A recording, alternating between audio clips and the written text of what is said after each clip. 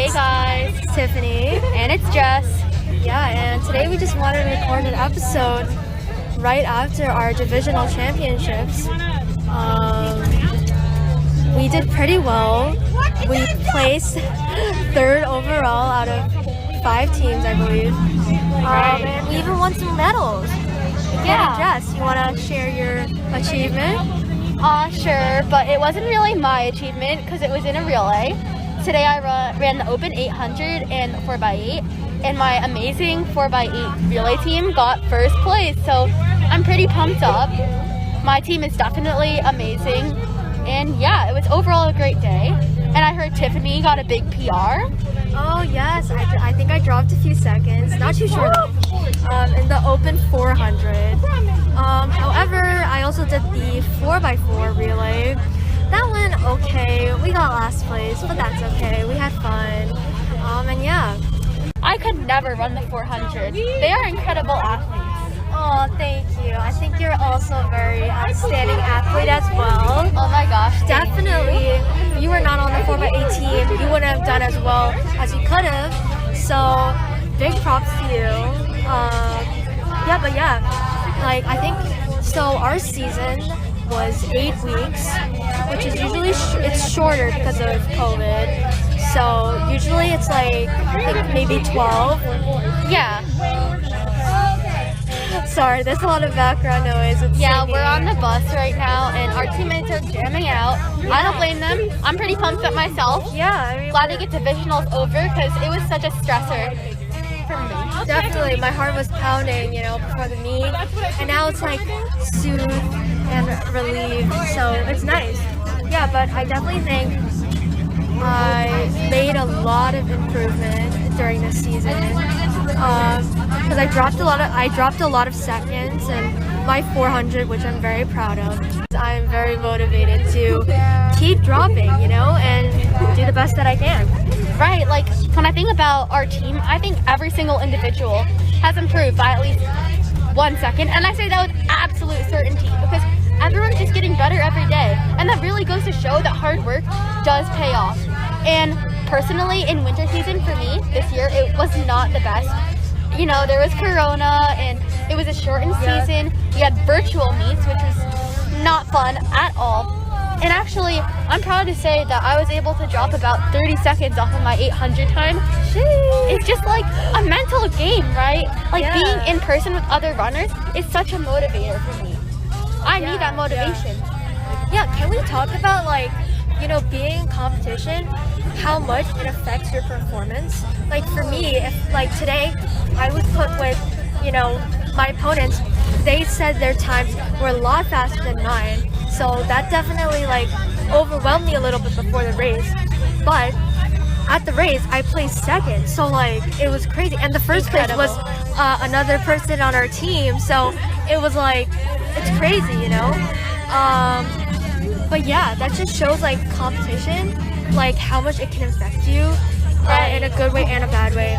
And I guess with opponents, I tend to to be with slower opponents. I don't know if that's a good thing or not, but I prefer slower opponents because it makes me more motivated to try harder knowing that I can do well, Yeah, I mean, I'm the same way. Our coach always puts me, at least, with faster runners because she thinks that will motivate me more and help me PR.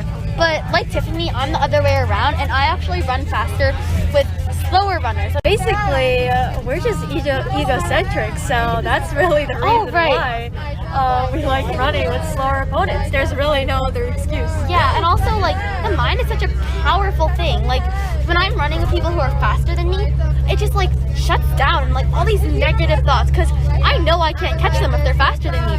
But if they're slower than me, I know that I can dominate almost.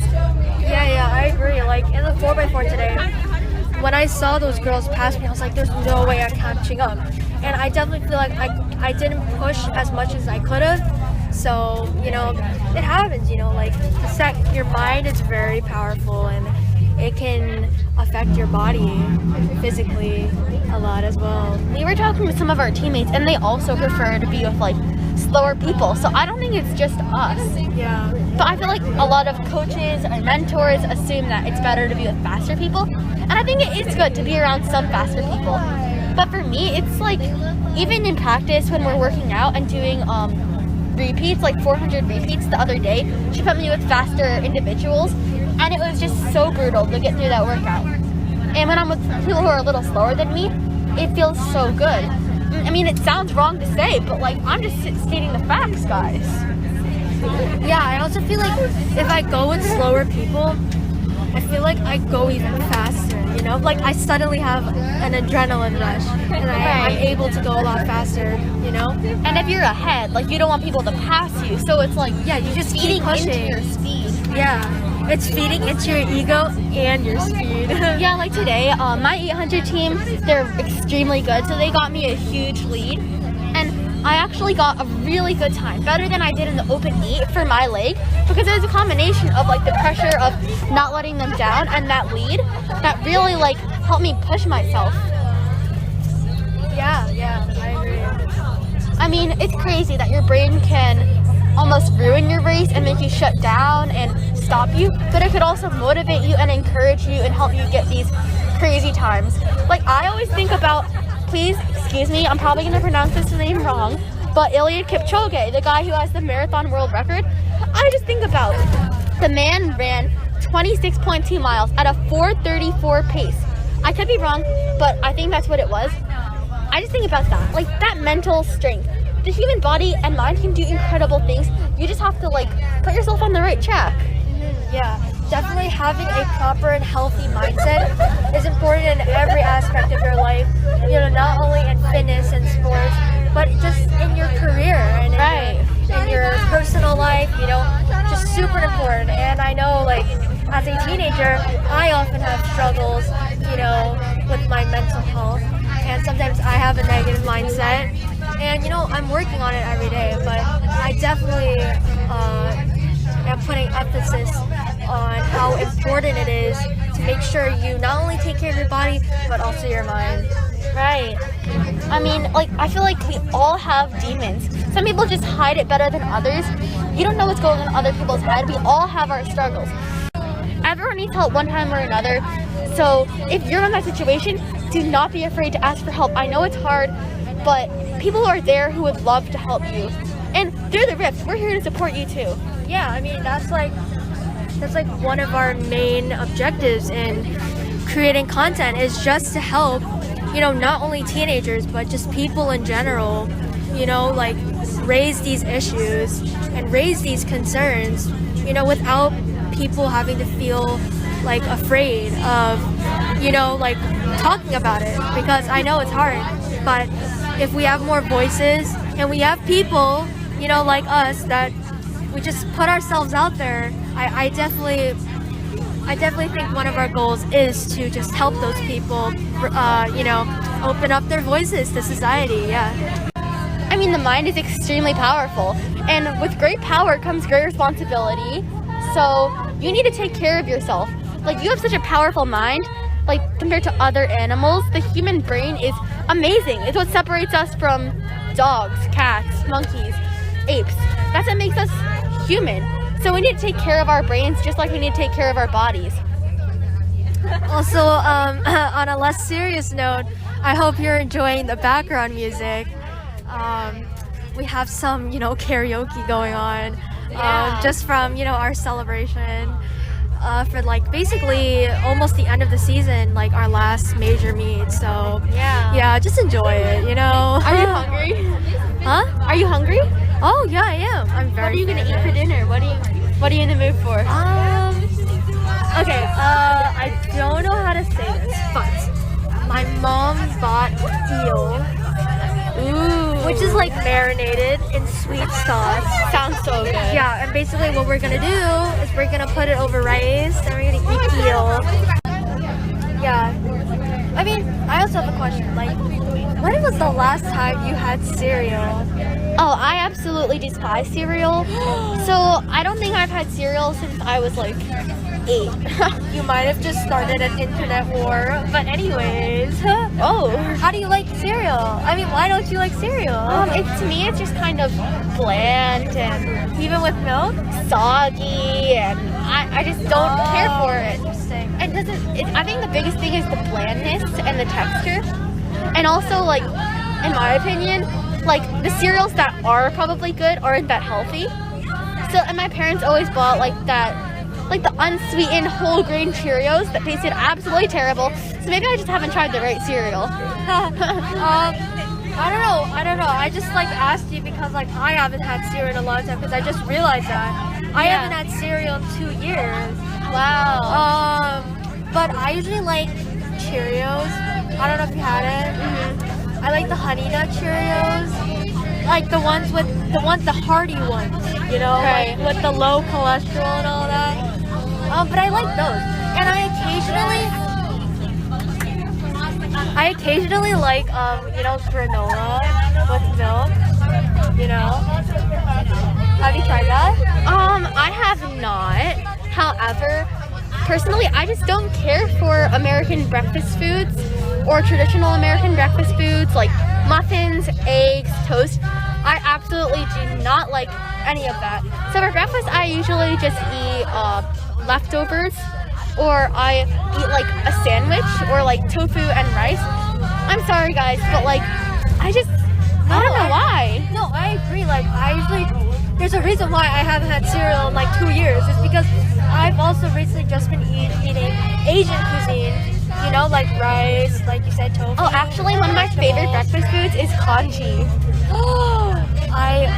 So good. You know what? Like, every time I'm sick or like I have a stomach ache, my mom makes me congee. And it's just so good. I know. It's just like, I love how like you can turn it into anything because it has like a pretty mild taste. So you can add whatever you want to it. What Like, kind of congee do you like? my mom usually makes one with like I think chicken and chicken broth in it. Oh. And I always add scallions, a little bit of sriracha. Yo, that sounds so good. Yeah, that's my go-to.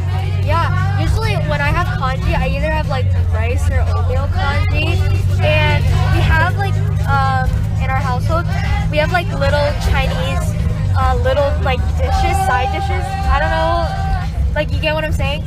Like we have pickled cucumbers. It sounds weird, but it tastes Sounds so good. I've actually eaten pickled cucumbers a lot in Vietnamese food, and it's immaculate. Yeah, it's so good, right? It's like salty, and then we have something called pork sung, which is like, I don't know how, it looks weird. It looks like hair. Oh, I've tried that before. Yeah, I think. but it's like pork, you know? Yeah. My mom also puts duck eggs in it sometimes. Ooh. And we put some nuts too. And then we also put radish, like pickled radish, which is really good. And yeah, Everything that's pickled is so good. yeah, like you have a meal right there, you know? It's like because like the rice is bland or like the oatmeal is bland. Right. You know? So it just adds that spice and flavor. You know? It's like weird. I despise American oatmeal, but I love congee. Oh, interesting. Yeah, I usually eat rice congee, you know, because I'm a rice fan, you know. I think the one that my family makes is mostly rice, but there's like chicken broth and like little pieces of chicken in it. Would you say you have a favorite food? No, I'm a foodie. I'll eat anything you put in front of me, pretty much. Interesting. Yeah, I think I'm also the same. However, like if you ask me like what I wanted to eat, I would most likely say noodles, like noodle soup or fried noodles. I don't know. I just really like noodles. Ooh. Yeah. I definitely like eating ramen, but I prefer ramen raw. Oh. Like I like to just like take it, smash it, put the seasoning on, and then eat it. Oh, interesting. I haven't tried that too much. Like, I've usually, like, when I cook instant noodles or ramen, I usually just, like, actually cook it. Because, like, I don't know, I get this, like, fear of, like, Salmonella. yeah, I mean, like, I don't think they have salmonella in the noodles. That might be a little sketchy, but, yeah, I just don't like to take risks. I've adapted to the raw cuisine because my parents don't let me use the stove. Oh. And Oh, interesting. Oh, dude, did you know that there's raw food chefs? Oh, really? Yeah, dude. There's like this entire raw only diet, or you only eat raw food.